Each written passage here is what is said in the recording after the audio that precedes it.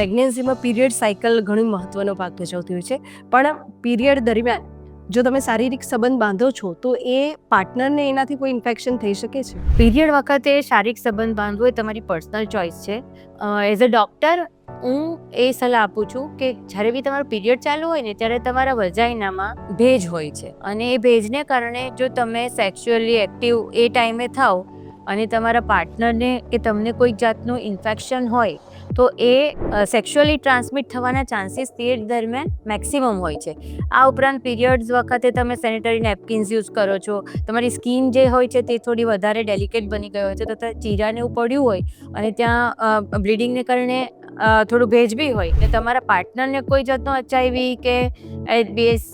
જેવા sexually transmitted disease જો હોય તો એ તમને થવાના ચાન્સીસ એ દરમિયાન વધી જાય છે. એટલે બને ત્યાં સુધી પીરિયડ વખતે રિલેશન ન રાખવું જોઈએ, પણ રાખવાની ઈચ્છા હોય જ તો કોન્ડોમ યુઝ કરીને રાખો.